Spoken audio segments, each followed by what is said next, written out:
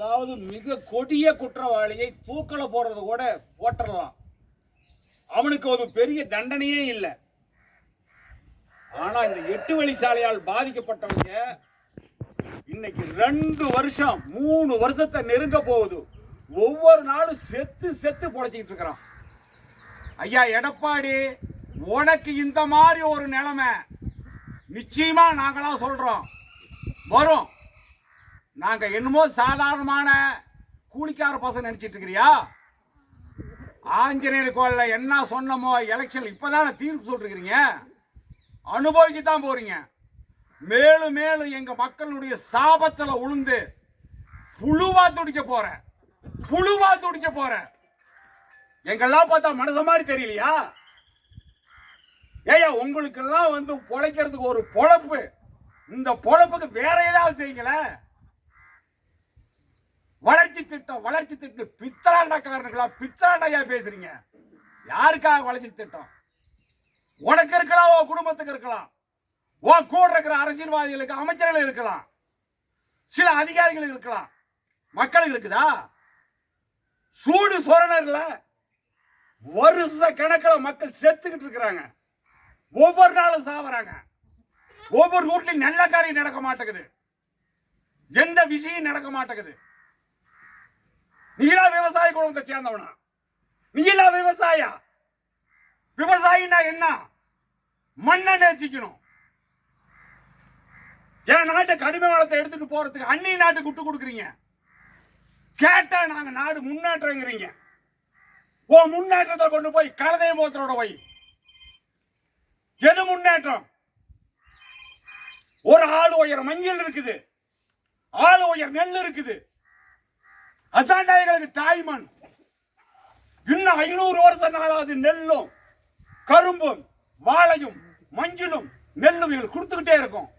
உன்னுடைய சல்லியும் உன்னுடைய தாரு எங்களுக்கு என்ன கொடுக்கும்? மண்ணு மேல கைய வச்சு நினைச்சுன்னு வச்சுக்க, மக்கள் போராட்டம் திசை வழி மாறி போயிடும். என் உயிர் உள்ள வரைகள் அதை நினைக்கூடாதுன்னு நினைக்கிறேன். உங்ககிட்ட தான் இருக்குது எங்களுடைய போராட்டம் இந்த திசையில போடும்னு. அதை நீ தான் முடிவு எடுத்துக்கணும். உன்னுடைய ஆழமம் இன்னும் கொஞ்ச நாள், எத்தனை நாள்? இன்னும் 2 மாசம். உன் ஆழமம் அதுக்கு மேல நீ செல்லா காசு எத்தனை 1000 கோடி வச்சு கொடுத்துட்டு சில நஞ்சி போடையும் வாங்குவோம், பணத்தையும் சாராயத்தையும். நாங்களா இந்த மண்ணை நேசிக்கிறோம், பணத்தை கொண்டு போய் குப்பையில போடு. பணம் கொடுத்த அரசியல்வாதிகளை ஆட்சிக்கு வருகிற வெக்கமா இல்ல? மக்கள்கிட்ட உண்மை சொல்லுவாங்க. எங்களை பார்த்தவங்கள கேன பசங்க மாதிரி தெரியுதா? உச்ச நீதிமன்றம் என்ன மன்றம்?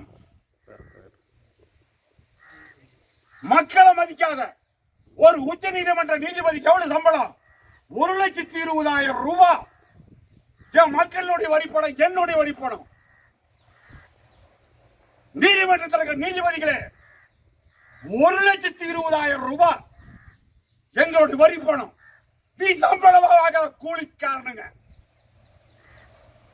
நீ இருக்கிற வீடு, உன்னுடைய வாகனம், நீ தைக்கிற சோறு எல்லாம் இந்த மக்கள் வரிப்பணம்.